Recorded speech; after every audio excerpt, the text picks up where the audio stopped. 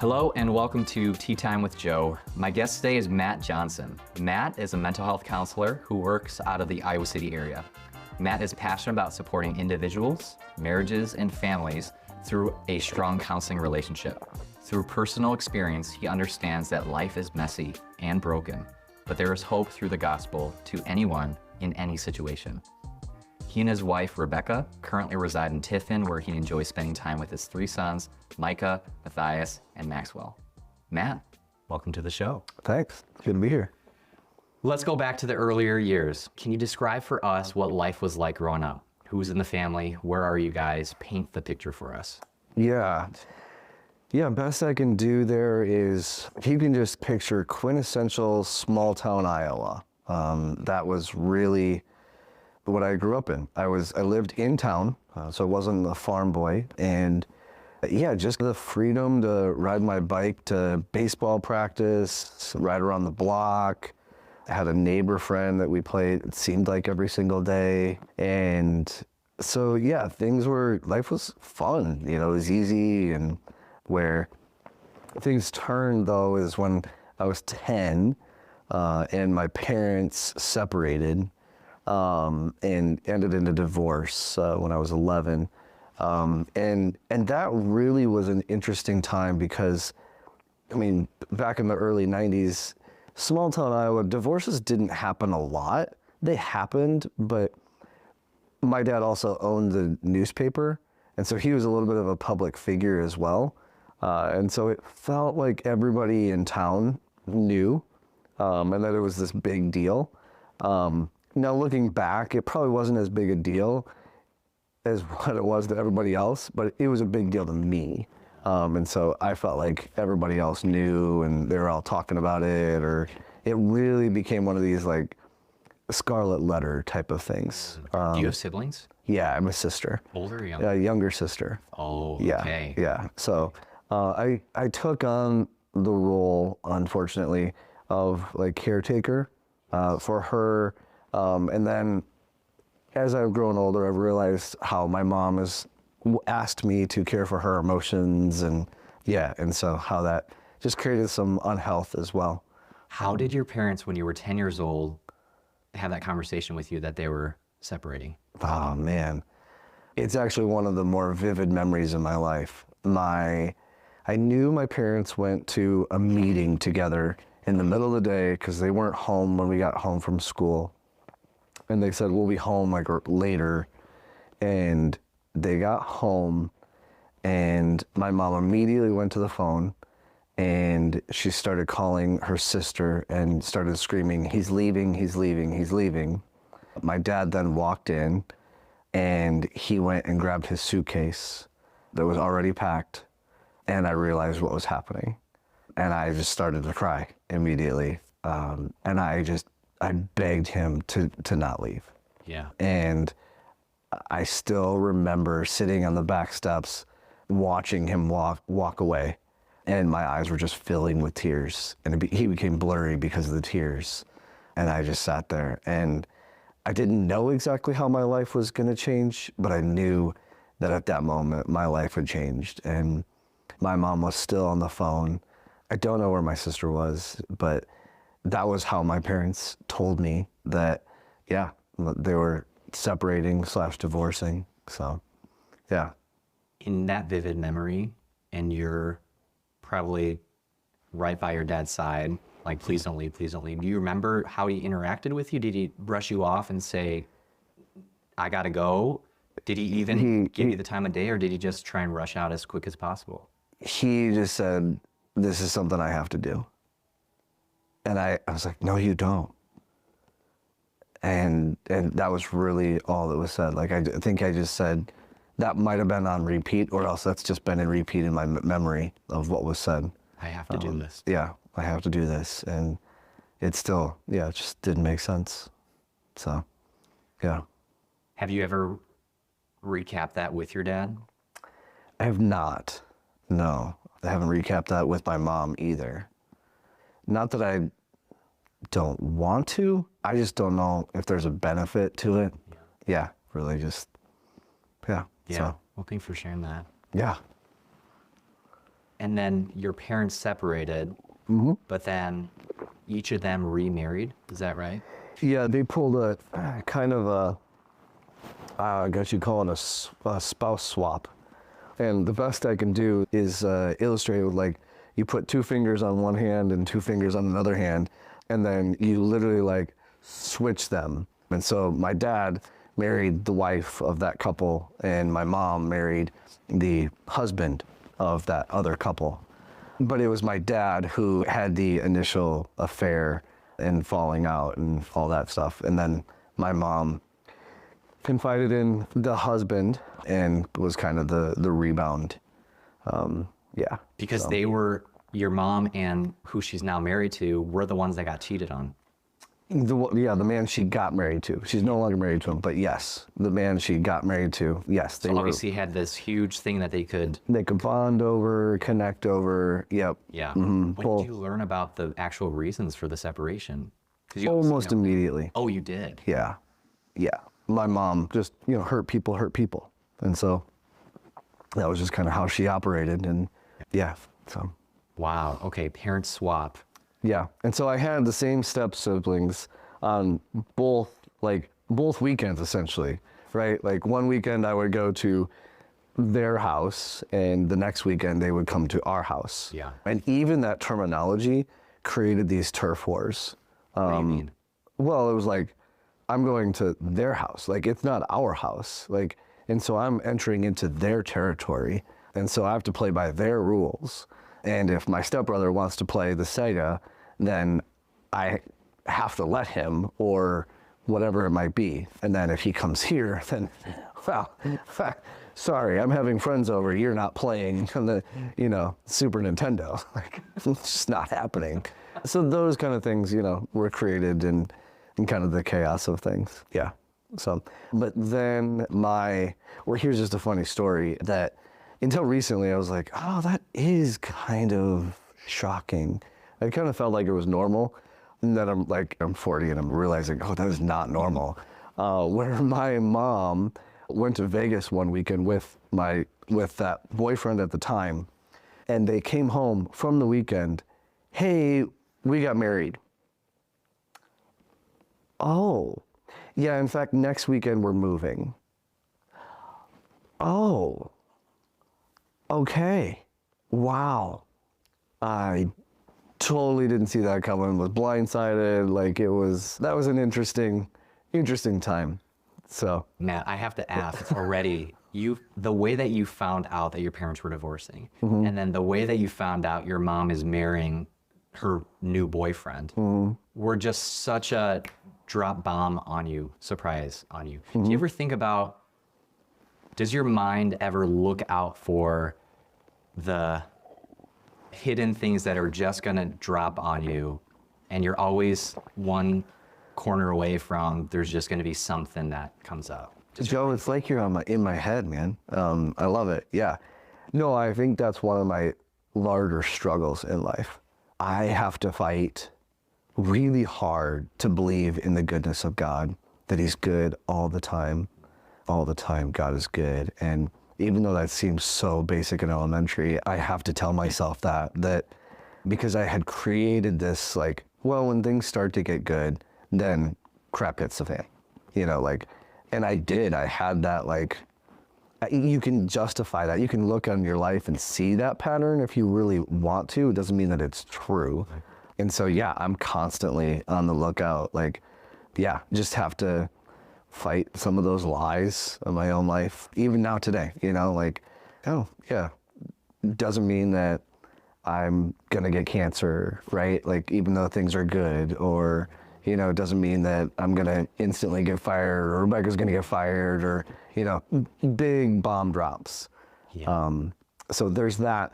Then I also have realized through life, though, that I actually feel more safe in times of crisis and when things are uprooted, because there's just like, well, that's just life, right? And also creates this like weird more dependence on God, where when things are good, I'm more tempted to not like be dependent on God or whatever. Because before, growing up, I didn't have God and Christ in my life. And so it was on me, I felt like, to create my own destiny, my own goodness. And so when the things are good, I accredit it to myself. Yeah. And that's just a danger as well, that it's like, how do you live independence?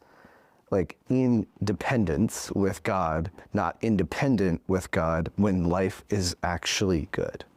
Yeah, so. Yeah, and your comment about you being okay with the chaos or even feeling safe in the chaos makes sense to me, because you've had sink or swim moments just like thrust upon you that you didn't ask for. Yeah. And you can look back and be like, okay, well, that was probably, if you could ask a 10-year-old kid, a divorce might be at the top of the list for the worst thing that could happen to them. Yeah, And so yeah. that was just, boom, placed on you, and you can look back and be like, that was chaotic, but hey, you went through it. This whole surprise with your mom, okay, wow, all of a sudden she's married to this boyfriend, and you managed through the chaos. So I can see why you find some safety in that. That's super interesting, though, that just from a young age you've had to sink or swim, find out how to do that. How is your relationship with your sister? I'm curious, because you alluded to this earlier, you're older and you have to take more of the caretaking responsibilities. What's your relationship like with your sister? Yeah, when we were growing up, we were so close. Like I wanted the best for her, like, really kind of learned the idea of like sacrifice for somebody else through that. Yeah, and joyfully, right? Like it was just like, well, if anything, her life is good and my life can suck, that's fine. So we were really, really close. And then in college, like we were like close, like, yeah. What's that age gap?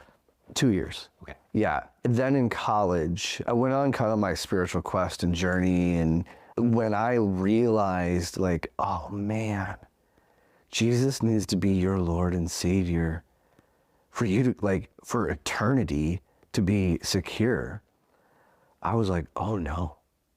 The person I was closest to, my sister, I was like, oh no, I want her to be secure. Like, and so I almost immediately went home and was having breakfast with her. And I was like, hey, I got something important to talk about. And just kind of like dropped it on her, right? I was like, do you know, like, would you go to heaven or hell? And she's like, I don't know. And I was like, well, which one? She was like, I don't know, this is weird. And I was like, well, if you don't know, you're probably gonna go to hell. If you wanna go to heaven, what you need to do is you need to like Jesus is your Lord and Savior, and confess with your mouth and believe in your heart that He is Lord and Savior. And she was like, so you're telling me if I don't, I'm gonna go to hell? I was like, yep. And she was like, okay, I'm done with this conversation. And I was like, okay, fine. Like, well, I shared it with her. Like, she knows it's on her. Turns out that does some damage. Yeah, so we're still like 20 years after that, and things aren't distant, but definitely she's really closed off spiritually because of that. And so I have had very few spiritual conversations with her, and it's weird because that's such a large part of my life now that it's that one thing that like we just don't share, or we just don't really talk about. Like she'll like say blessings and God and stuff, but I know that I can't really go there. Yeah. So, Yeah. So you guys hang out, you're cordial, everything's oh yeah, fun. like we're great. Yeah, we are on the same page with parents and yeah, like all the things. Like absolutely, it's just that one part. But in my life, that's a big part, right? And so, yeah. Yeah. Wow. Okay. That was fascinating to get to know. I feel like I'm in a like a counseling intake right now, you know? Like I feel like I'm just like, okay, the counselor is now racking things up, creating goals and objectives. This is good. This is great. Disclaimer, I'm not a mental health professional. No, but yeah. So I'll be back next week. I am, on that note though, Matt, curious, could you tell us about what it's like being a mental health counselor? If I'm not mistaken, you pursued this career later in life. Yeah. Tell me about that journey, why you chose that journey. What is it like being a mental health counselor? Yeah, I think I'll answer it. The Greatest Showman, as you had presented to me, that the song "This Is Me," I feel like I resonate with that because that's me. And I think really getting to the depth of things is like being okay with how you're wired and made. And I feel like I'm a fish swimming in the ocean. Like it just is so natural.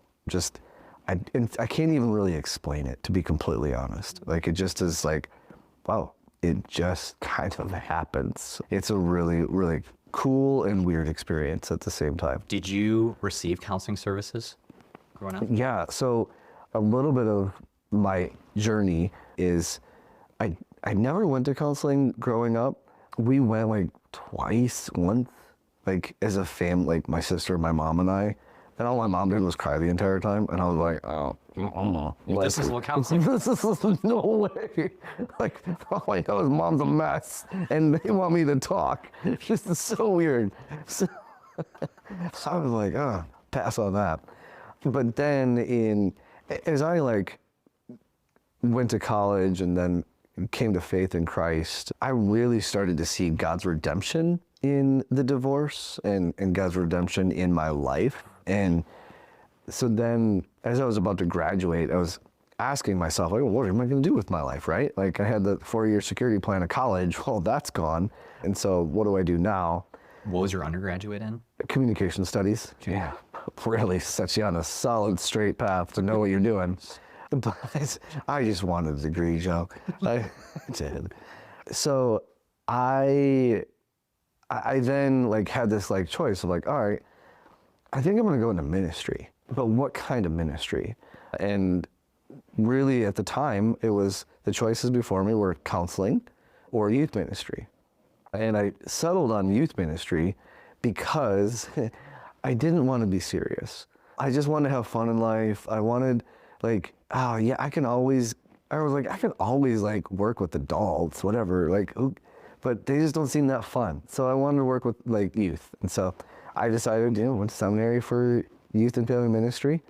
And so I did that for 6 or 7 years. Well, I got my degree in 6 or 7 years. We were out in Colorado. And then that came to an end. Wait, what was it like though for that 6, 7 years in Colorado working with youth? Well, it was awesome. Tell me more. Well, that's the weird part is you go to this idea of this is me. I loved it. I really did. But I was also I don't think I can do this for the rest of my life.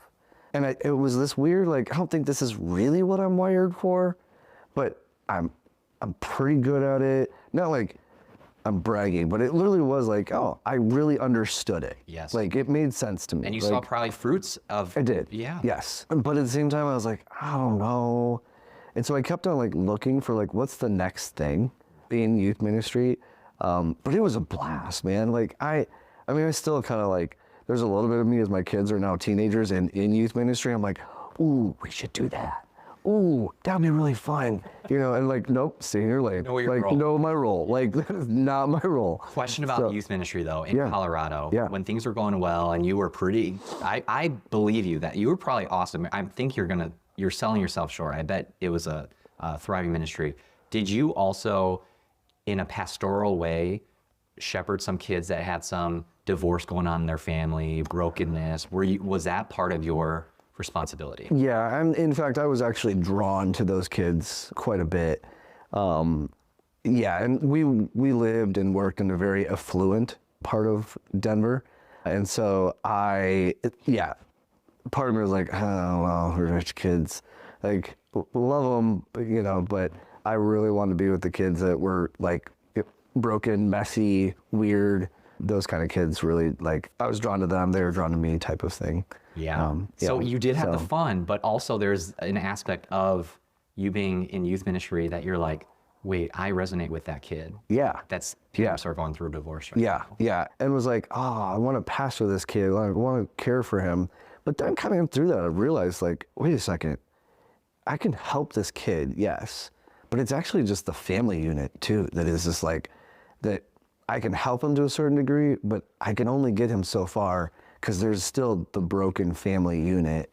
As like more of the root cause. Yeah, exactly. So that was always just interesting to me, that then I became this like, oh, I want to work with like the adults on this. Like if we could get like mom and dad here, that'd be great. I see where this is going. Yeah, you do. But before we transition there, because I can see the through line there, you mentioned that you were in an affluent neighborhood of Denver. Yeah. I'm curious, with your experience with counseling and youth ministry,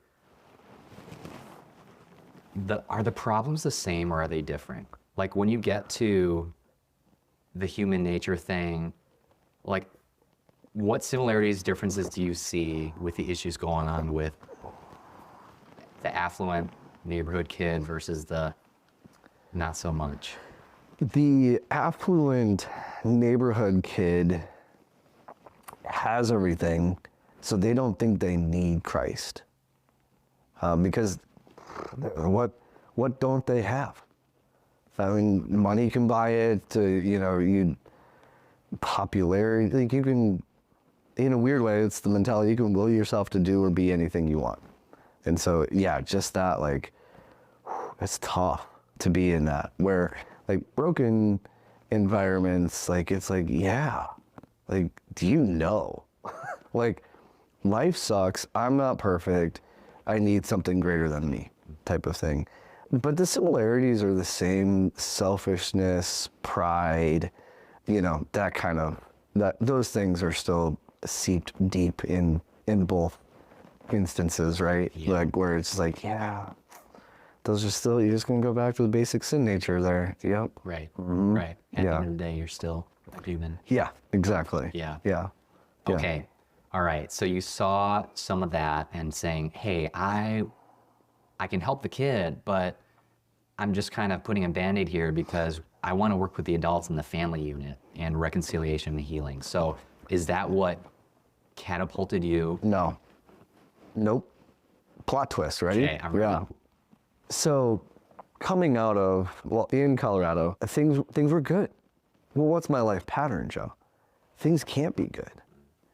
And I realized things were good. But I also didn't really enjoy what I was doing.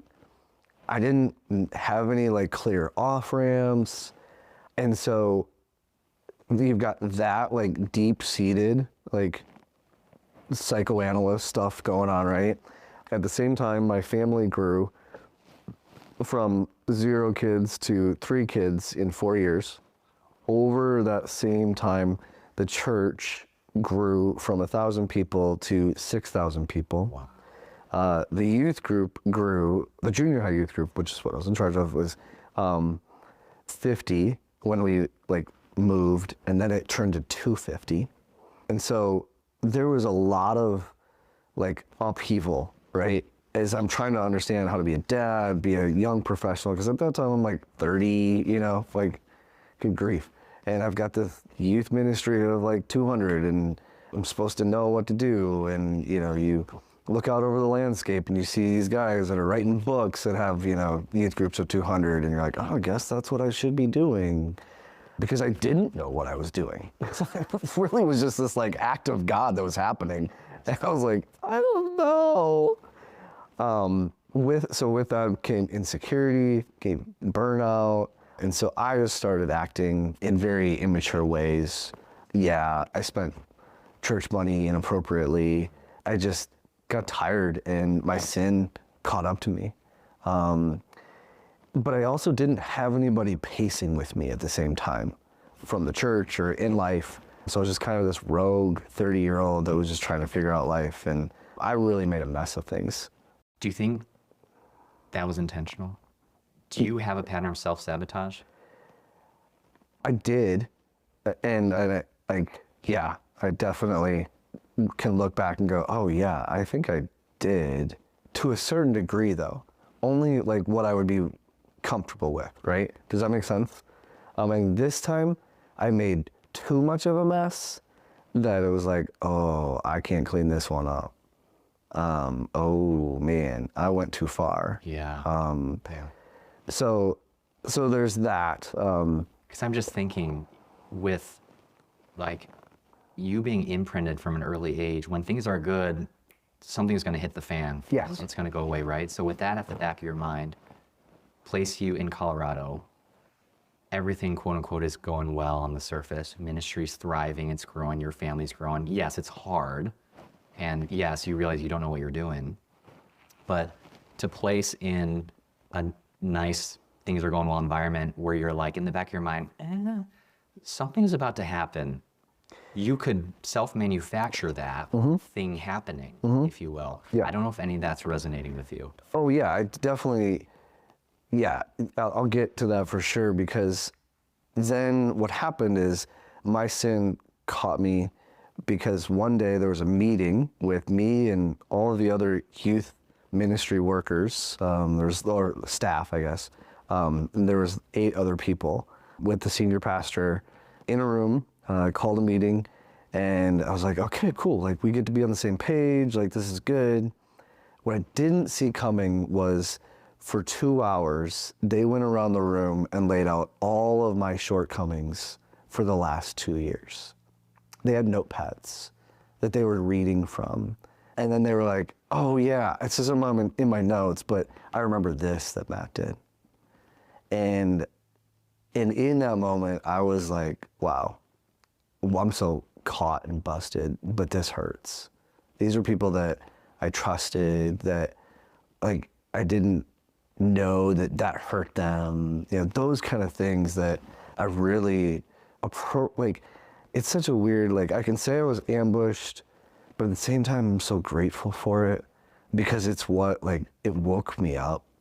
And yeah, and that's where like the church found out about my spending, and yeah, just some other things that like kind of put the nail in the coffin type of thing. It was a Wednesday night, and the senior pastor goes, well, Matt, looks like you're not leading youth group tonight. You can go home.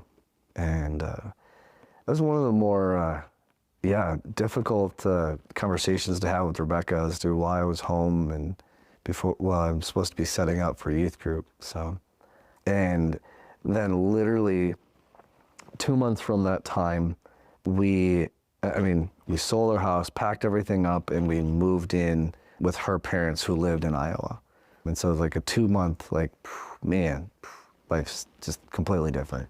Neither one of us had jobs when we moved. It was just, we knew we just needed to get to a place of health and healing, healing from what we had been through, but then also like from the messes that we had made. And so, yeah, we didn't know what was next, but we just knew that that's what we needed to do. So, wow. Wow. Yeah. Okay. So how does the transition come in to then saying mental health counselor? I know it feels like we're never going to get there, right? It's worth the journey.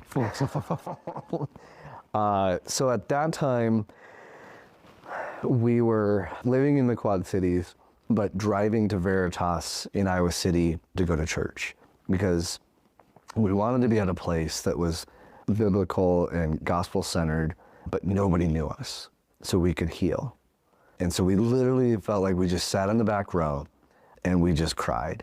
And we just took it in. We just like allowed the Lord to like just wash us over. Like we would go, it was such a stark difference. Like it was smaller, like, to go from 6,000 to, like that time it was like 300, right? Yeah. And so to go to that more intimate setting was just refreshing. It was a mobile church, so it didn't have the lights and glam, and that was really great and refreshing. And it just boiled things down for us to like, really what is important. It just kind of burned away the stuff that wasn't important to us and help us realign our values and really kind of just get a fresh start in life. And so we were attending Veritas. So after coming here for a while, Mark started to pace with me, and lots and lots of just life changes. That whole transition probably took place over the full transition over 5 years. But like after about a year, Mark was like meeting with me and stuff, and it was kind of this like, Mark, I don't know what I'm gonna do, right? Like, I don't think I'm getting back into ministry anymore. And were you just taking side jobs at the time? Yeah, I worked for Greg Truman, power washing, and yeah, great dude. And I worked for Costco for a little bit. I was a delivery guy for Menards. You worked at Costco? Yeah. Yeah. That's awesome. Yeah. But the hours didn't line up with the family, so I was like, yeah. Did you enjoy it though otherwise? I did, yeah, actually. Yeah. Yeah. You just read about how well they treat their employees and how happy they are. Yeah, yeah. Oh, I would have been, yeah, if the schedule would have matched up well with my family, I maybe would have stuck there. Yeah. So, yeah. But, yeah. So I worked for Costco. There's so many like weird odds and ends jobs that I did just to, it was part-time children's ministry here at Veritas. Yeah. So, Yeah. did But anyways, that. Mark is pacing, and he's like, Matt, have you ever thought about counseling? It was at that moment that I remembered back to right before seminary. What am I going to do? Counseling or youth ministry? I was like, whoa. And Mark had no idea, right? And I was like, Mark, dude, this is crazy. I actually have. And he's like, no way. And I told him like the whole story and stuff. And he didn't even need to say anything more. I was like, oh, this is what I'm supposed to do. Like, I'm okay. And I think 2 weeks later, I was signed up for classes at Midwestern. They had a mental health counseling program at the time. And I was like, yep, this is what we're doing. Like, and just jumped all in. Didn't even I knew it was going to be expensive and knew that, I'm going back to school as a 30, I think at that time I was 33. Still had young kids in the house. I was like, I don't know how this is going to work, but it's like, no, this is what I need to do. Yeah. Yeah. Yeah. So, okay, tell us more about it, because does the story end where you can finally work with the adults and work more so with the broken family units? Yeah, it does. It is crazy cool. You would think with my youth family background that I would be more inclined to go youth, but I really don't. Like, I find it actually really awkward to sit with a teenage boy for 45 minutes and, talk. It's because it's not really what they want to do, right? Like, no, if we go in the back and throw the football or hit, golf balls, that's a different story. Yes. But yeah, HIPAA won't let you do that. So it's just, it doesn't fit. And yeah, and so I actually really enjoy working with marriages in particular. And you talk about what is it, the twinkle in your eye or the Seeing your eyes light up. seeing your eyes light up. When I listened to that part of the podcast, I was like, yeah, what lights up my eyes? What are those things that I'm like, oh. And I wrote some things down, and those are true, but one of the things that relates to this is when I see the gospel displayed in a marriage context, is just one of the most beautiful things ever. I truly believe that the marriage can be one of the biggest just exposures to the gospel that people can have. And because you wrong each other all the time. And you have to give grace upon grace. You have to bear all things. It is truly this, you can't keep score. And that's exactly what Jesus does, is he bears all things. We wrong him all the time.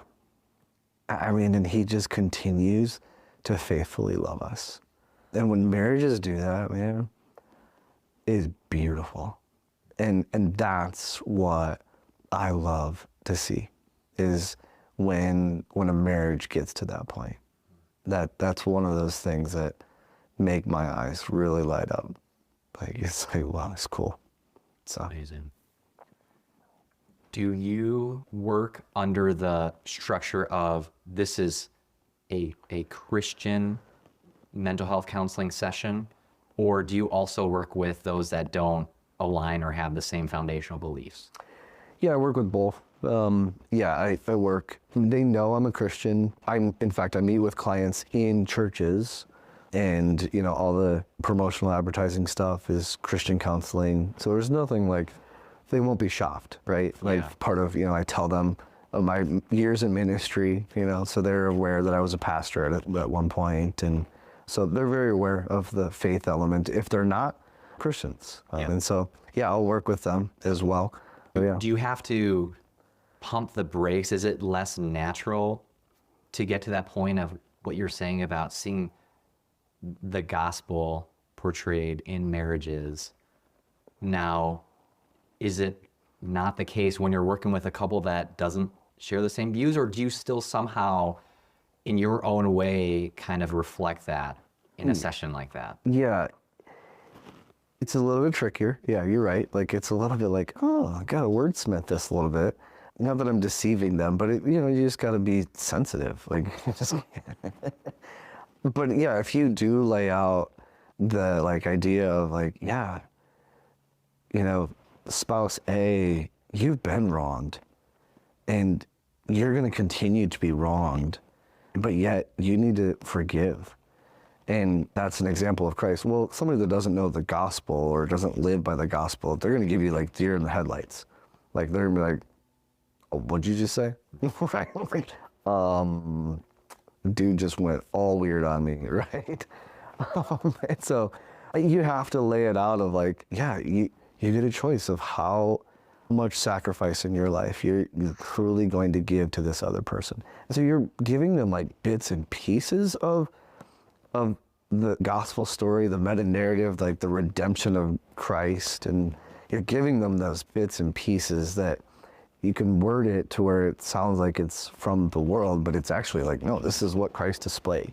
And so, yeah, that's what I usually try to aim for. Yeah, makes sense. And as you're describing those moments when your eyes light up, when you're in session with, let's say, Christian couple, right? So they get it. Do your eyes light up? I'm wondering at what point in the session or in the counseling relationship, is it when they finally ask for forgiveness and give that forgiveness and release all bitterness and they reconcile? Is it moments where they're not even seeing it, but you're just seeing it and you're just having this moment of, man, God, you're amazing? When in the whole thing when does it click for you? It's happened in both instances, yeah. When you're just watching things unfold before your eyes and whoa, God's healing right now. God is truly moving in this couple's life. It's unbelievable. Or you hold your breath of is that spouse gonna say I forgive you? Or are they gonna hold back? And are they gonna forgive in a truly forgive, or just say it? And you just it's you're on the edge of your seat. It's ooh, we just kind of went here. This is a make or break moment. And there's an intensity to it, but also just when it happens, just this this joy. It's just oh, that was cool. So cool. And I can't take any credit for that, right? Because it's not I was hey, you forgive, right? And I'm got my finger in their face. No, this is just on them. And them and God. It is truly between them and God. And yeah. So. Yeah, just a special feeling of, wow, you get to be part of this moment. That God is ultimately orchestrating, yes, but you get to play a part in that. Right, absolutely. Yeah. That's beautiful, man. Yeah. I am curious. I'm guessing it's not always 100% hit rate. No. Can you talk to me about that? What is that like? Where it's just not reconcilable, or it's not going the way you want it? It's not coming to a place where you're on the edge of your seat and then it comes through, or them taking that risk of being vulnerable. What's that like? Yeah. That I think it's where I have to do a lot of my mental work, my own emotional work too. And so I'm not just letting things hang out there, and where I'm really teaching and preaching truth to myself, to just, all right, think on what is right, what is true, what is noble, what is praiseworthy, that I'm just okay, it is truly between them and God. God knows exactly what he has in store for them. I don't know. God knows better. This isn't what I would choose. But God is a better author than I am. And I have to just choose to trust him. And I literally just go through that over and over and over again. And that even applies to clients that aren't in couples counseling, right? If they choose not to change, and they just choose to kind of stay stuck in their patterns, like, I gotta preach that to myself, like over and over and over again. Yeah. Yeah. Yeah. I'd be remiss if I didn't ask you, because you've seen patterns of successful reconciliation, forgiveness, healing, right? And Yeah. just for my own personal curiosity, Yeah. right? Because I'm in a marriage. So by default, I have conflict with my wife. Yeah. You know, you don't have to share like all the 10 steps, but what framework, what advice, what wisdom would you give couples listening to this is there a method or something that you facilitate through, or things that couples need to realize, hey, you're going to have to confront it this way or articulate your emotions? Out of my own personal benefit and curiosity, what advice or wisdom or things that you could give, a framework to think through, you would say? Yeah. Well, I can't give away all my secrets. No, I'm just kidding. I'm totally just kidding. How selfish would the fuck? No, they gotta sign up. Oh man. I think one of the things that is you need to celebrate your differences. All too often, I think couples see it as differences are bad, and we don't have anything in common. We don't have any shared interests. Do you see that a lot? I see it a fair amount, yeah. And really, it's like, yeah, you're right. You probably don't. What can you learn from that person? How can they actually enrich your life? And so that just, like, that trickles down into, like, okay, so as you learn your spouse, you get a choice to, like, celebrate what you're learning about them, or be like, ugh, gross. Because you're going to see nasty parts of your spouse that you're like, I didn't want to learn that, right? Like, oh. And so you really get a choice, like, all right, man, that's how God's made him. Like, they are wired that way. Or you get a choice of, like, you know what? That's God's going to work something in their shortcoming, and I get to watch redemption happen.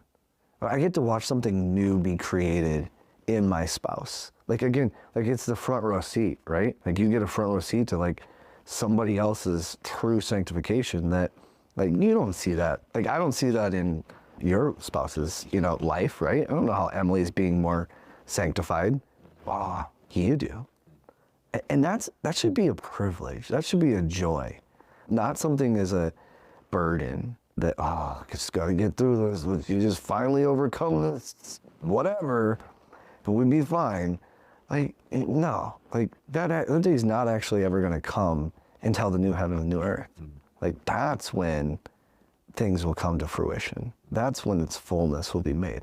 So that would be one of the things. I think it's also just like, I do a lot with, like, them learning themselves, but learning fears. And really, I think a lot of times people aren't aware of the deeper seated fears in their life. They know the, like, the topical ones, right? Like some of those easier ones, but I love to do a lot of work on what's at the core of your fear here. A lot of work is boiling things down. And particularly, I'll do that in individual or couple, because when the other person hears their fears, like, oh, that's a tender spot. Like, oh, actually, you can be an agent of God's goodness in that. And so really just working on, like, all right, so boiling down, what are your fears? Just so I'm on the same page with examples. Yeah. So what would you describe as a topical fear versus like a deep-rooted fear? Yeah, a topical fear is speaking in front of people, right? Like that, like public speaking. Mm-hmm. Your deep-seated fear in that is going to be probably one of two things: approval of man, like man's approval of you, or control. Because you can't control what they're thinking, the audience, like there's, 500 variables as you speak to public, those kind of things. And so that's the difference there that I would like boil it down to, right? Like, it's not the parent that is really afraid of their child being wayward and the other parent's not. It's no, like, what is the church going to say about this? Like, that's the deeper seated fear that they might have that you boil it down to. So, yeah, does that kind of help fill that in? Helps. Yeah. Okay, personally, how does this play? Wait, are you trying to get a free session here? No. Just kidding. Personally, for Matt Johnson, how does this work in your interactions with your wife, Rebecca? Oh, yeah, bro. I got to be very aware. Like, I've really got to be aware, right? And I can't always pop the hood. I can't, treat every conversation like it's going to be this, like, hey, well, what? So you said you're worried about your dad with this? And so then tell me more about that, and I just can't go there. I just have to be present in the moment. I can ask one or two questions that might go a little bit further, but I also just I just trust the Lord that He is her Savior and Sanctifier. Is it hard for you to turn it off? No. You don't have to be mental health counselor Matt at home. No. It's easy for you to just... Yeah, totally easy. And I think that's the one thing that I grew from my time from Colorado to here is like I had the identity of youth pastor. And so I always had to be fun. I always had to be that guy. And there was just this identity that I had to fill. And so now I'm like, oh no, like that's just one part of who I am. In fact, I was actually reserved and like, oh, really need to talk about me being a counselor, Joe? Like there's more to me than that, and so like even just I'm very aware in so many different settings. Yeah. So, yeah. Well, that's a perfect segue because I have other things I wanted to talk about. Fantastic. I know that you love being a husband and a dad, right? So I would just love to hear from you, like why you wanted to highlight those things and maybe what you love about those roles, maybe what you'd like to see more of in men in those different roles and settings too. Yeah, again, like I'm really, it goes back to this is me. This is me in with either Rebecca or Micah or Matthias or Max, where I get my role is to really be active in their life, active and present in their life, and I feel like it's my responsibility to help them discover how God has made them, how God has hardwired them for God's kingdom purposes, and that He doesn't have to use those things, but He might want to. He probably does want to, and He'll use them, but when He wants to.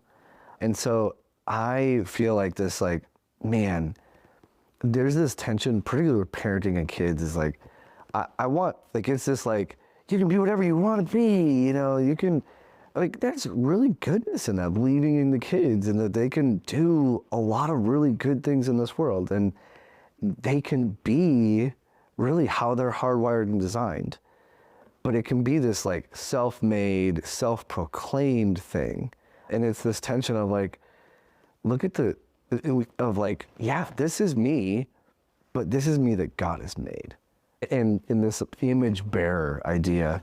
And so really kind of like, it's this tension because at church, at school, they're getting this like, oh, who are you?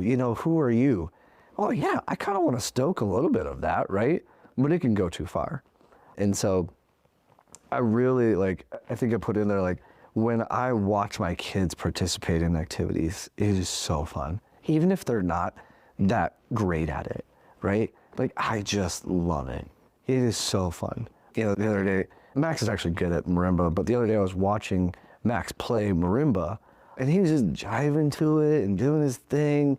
I was like, yeah, Lord, that is how you have made him, and that is good. Wow. And that is just a part of who he is. And I love that he has realized that he loves that, and that's good.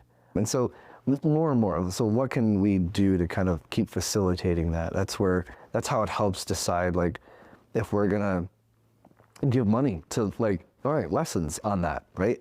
probably not going to give piano lessons for Micah because he's tone deaf, right? Like, he just is. Like, he's a good athlete. So What do the conversations look like when you have that with your boys, like Maxwell with marimba, right? Is it you encouraging it? Is it identifying it? Is it helping him to see it? What do those conversations look like as you're trying to facilitate, fostering, identifying those things that God has uniquely made them for? oh, we just kind of go where God leads on that. Like, we put Max in soccer. When he scored his own goal, and his only goal was an own goal, we're like, yeah. Scoring his own? Yeah. Like, he was like, yeah. There's our answer. There's our answer, right? Like, that really made it easy. When, Micah was in piano and quickly his brothers, like, exceeded him or met where he was, it was like, I don't know if it's Micah's thing. Like, I hope he'll enjoy it, like, but I don't know if it's going to be what he's gifted in. And so it's just really being in tune with your kids, what they enjoy too, right? Like, yeah, if he was good at, so Mike is good at, I would say he's good at basketball. He just doesn't enjoy it. And it's like, well, all right, that's cool. Like, be nice if you're out because you're good, but all right, we'll just go with that, right? And so, yeah, but then the trick is like when they're good and they like it, like there's that like, so you need to continue to push, but you don't want to pressure. And so there's that whole, like, how do you live in that tension? Yes. Yeah. And knowing that might not even, like, yeah, you want to grow that because that's just naturally in them, but it might not be the ultimate thing, right? It's just one part of their life and their journey that you just have to, like, stoke and see how God uses that. So. Yeah. Now, in the same principle, how does this look with you and Rebecca and Rebecca's unique gifts and talents? Maybe it would help in an honoring way for our guests if you could just give a little spiel on Rebecca's involvement with our church and women's ministry. Yeah, for sure. So she's the women's ministry director at Veritas. She's been doing that, 5 or 6 years, maybe even more now. In fact, she started ministry before I had started the counseling stuff. And so in our kind of like unknown, she had the first known kind of in our, like, I don't know, second act, I guess you could say. And so, yeah, she started that. And she really does have a very active role and presence within the staff. She oversees the staff women. I think she meets with all of them regularly. She's very active in many women's lives, leading lots of D groups, lots of, groups with young moms, and yeah, just so many different women in that way. She indirectly oversees children's ministry, and she oversees the connection group ministry. So she has a pretty big role here at Veritas, and it is a credit to her. She's just a naturally gifted leader. And it's been one of those very interesting things that as you look at like this idea of complementary and egalitarian, and I can see how people would be like, no, like, she's got leadership, put her on stage, and all of those things. And we've really wrestled with that topic a lot, as a couple, individually. Yeah, and it's just been really fun to figure out how do I still lead, but somebody that has really strong leadership gifts, right? Like, whew, yeah, here we go. So part of it is though the servant leadership. You talk, that's one of your deals, like, right? And I think if I can just continue to sacrifice and give and be that Christ figure, because truly Christ was actually more of a servant leader. He sacrificed more than he was this like active, like, yeah, let's go, I'm in charge of, men's ministry here. Like, no, Jesus led by being, I think, this meekness, this strong, humble, like, humility that just still had courage. And I think that's really what it goes to know your role, right? Like, that's how I'm wired. So I'm going to lead that way. I'm not going to lead like I'm this like big CEO, like, all right, family, sit down, family meeting time. Like, like, no, that's not me. It's not how I'm wired. Yeah. And so, yeah, just really leaning into how I'm wired. You mentioned to me that you love when Rebecca has a breakthrough idea. That's how you noted it. Tell me more about that and previous examples of breakthrough ideas and why those have been so memorable for you. Because it's watching a flower bloom. It's watching something just come to life. Like, oh, yeah, that makes complete sense. And I'm trying to think of like specific examples. I think it's like when she like pulls the right levers for like let's say a connection group leaders meeting. And I know she's spending time thinking about it and praying about it. And then when she gets the idea of like, this is what we need to do. Yes. And it is this like God-given home run, right? You're like, dang, like, that's cool. Like, right? Like, wow. And so, yeah, I think there's, those are some instances, just some different things of like how she's leaned into just what she's wanted to create the culture with women's ministry, where she wants more women to be meeting with other women. And so she's leading in that. And when she kind of had that idea of like, well, she can't do all of it. She needs to multiply herself, but she needs to lead by example. And when she's done that and then seen it also reproduce itself, or like she can exit out of a group and the group still keeps going, like those kind of moments where she's like, yeah, that's really cool. And it's this idea like you had, 2 years ago, and look, like it's coming to be. So yeah, it's those kind of things. Yeah, that's super neat. Yeah. What's your most important daily habit? Yeah, I don't think I have a daily habit. I mean, obviously I brush my teeth and, that's good. do those kind of things. Just once a day? Shower twice a day, come on. Just need to clarify.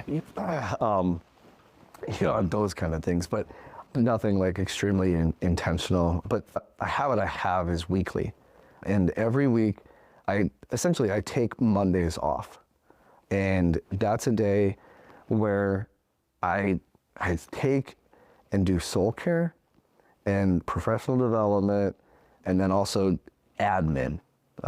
And most of it, I almost try to not do any relationship, because that's really what I need to like Sabbath from. That's what I need a break and not doing or being, and just my relationship with the Lord.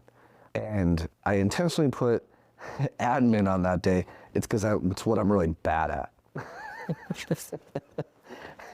And so I need to couple it with like some really good quality time with the Lord, and then that feeds something I'm really bad at. And it just helps. It just is kind of like this, like, oh, you feel, I'm going on feeling, but you think and feel great because your time with the Lord and extra time and, personal development. And then you get into like the crap and you're like, oh yeah, man. And at the end of the day, you're like, oh, it's like a wash, right?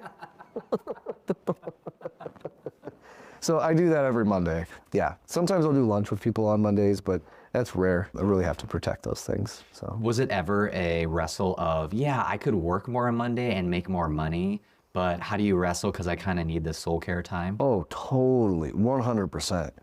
And that was kind of birthed from the Colorado stuff, is because in Colorado, I kept on pushing and pushing and pushing and giving more on boundaries. And part of it was I knew I could make more money, right? If you climb even the church ladder has a corporate ladder. Like if I climbed that, I work harder, then yeah, I'm gonna get more money. And so I gave on those boundaries, and it was like, you know what? It's not all about the paycheck. I actually wanna still be doing counseling in 20 years.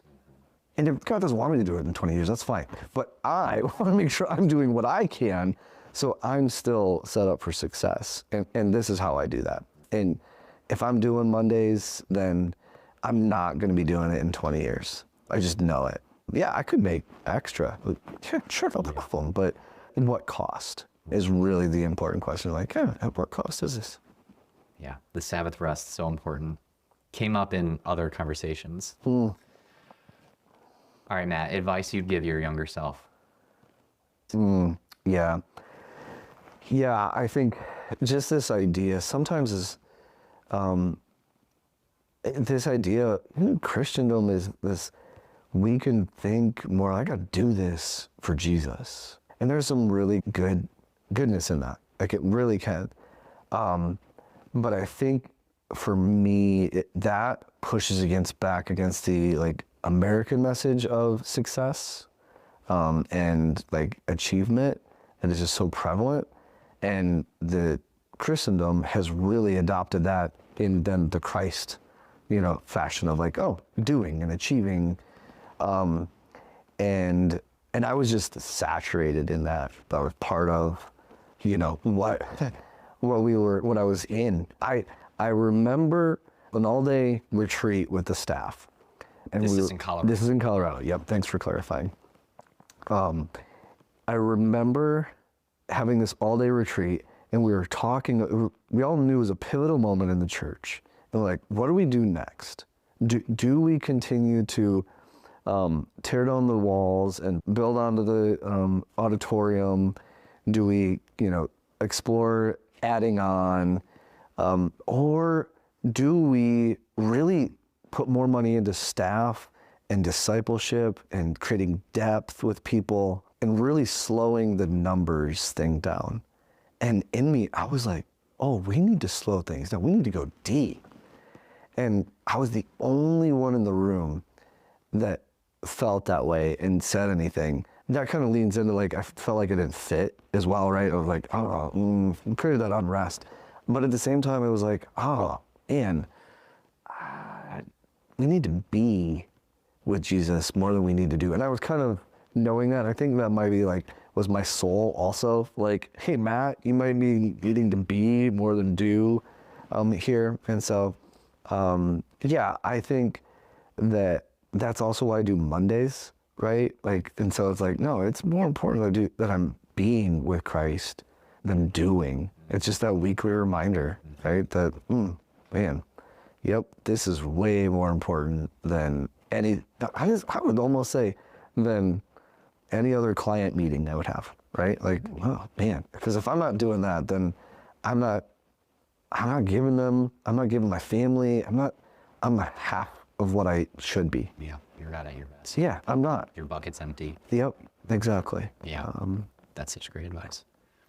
All right, Matt, we're gonna start landing the plane here. I have some rapid fire questions for you. Bring it. Okay. What's one thing you're really excited about right now? Matthias's March Madness bracket. Is it perfect still? No. He just is so into it. It is so just, I love it. Like he's, this morning, first thing, how'd St. Mary's do?